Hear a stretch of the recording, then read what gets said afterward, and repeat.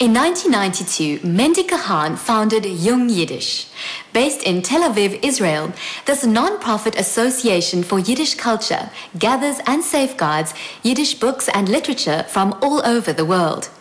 His collection has grown to some 40,000 volumes, a good part of which Mendy personally amassed on book hunting expeditions throughout Israel.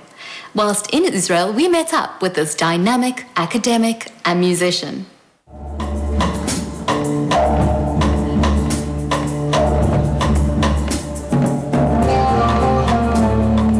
When I started collecting out the books here in Israel, it was first of all to show that Yiddish is a important, vital part of actually the old building of Israel, and before Yiddish brought us to here.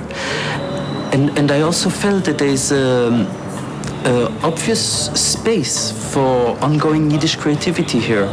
Like we had, or we have still Yiddish writers, we have also in between the youth, people who are interested.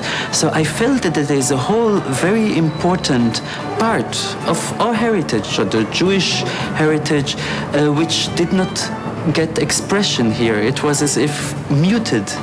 And this is something that I could not bear.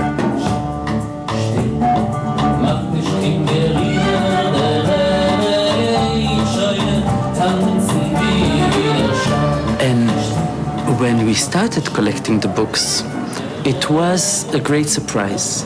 You know, people said Yiddish is not important or wasn't important in Israel.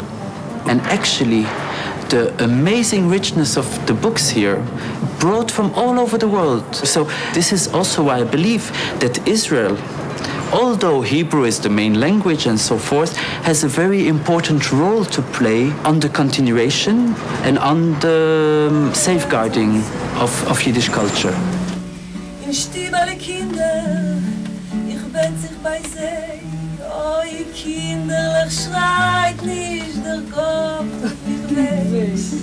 Books are obviously an important element of culture, but that's not enough. It needs the living breath.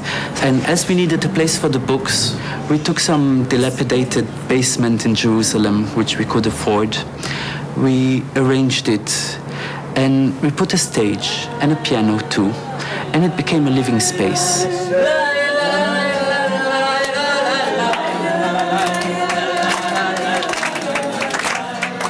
So we had the books on one side and the culture in between, the people. We started to make cabarets, little Yiddish classes, readings of literature, and with an amazing response from the public. And many find, for all kinds of different ways, the connection to Yiddish. So that's also something very important to see, that it's a lively thing. It's not just a thing of the past, it's important today too.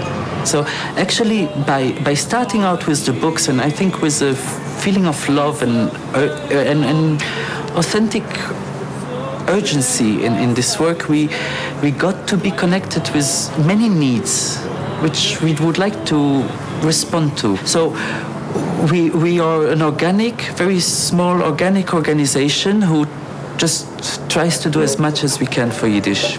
Meine Machschoves Regenbogen, mein Bauch wie a Schulen, top, du bist a Fieber. I studied for 5 years literature, and I even didn't know how rich Yiddish was. I spoke Yiddish at home, but I was not aware. And when I went a little bit into it, there was a comparison, I was amazed by its beauty.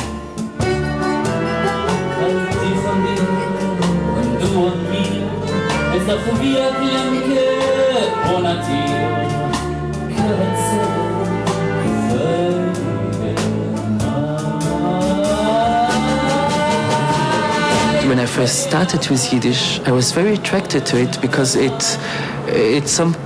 responded to some kind of Renaissance spirit. I could do so many things.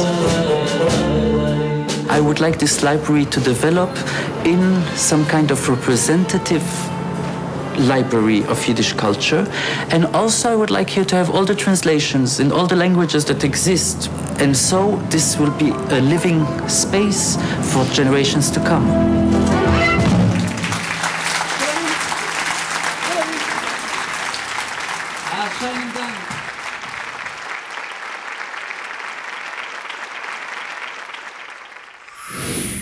Well, from the development of our next generation of leaders to the preservation of our culture and heritage.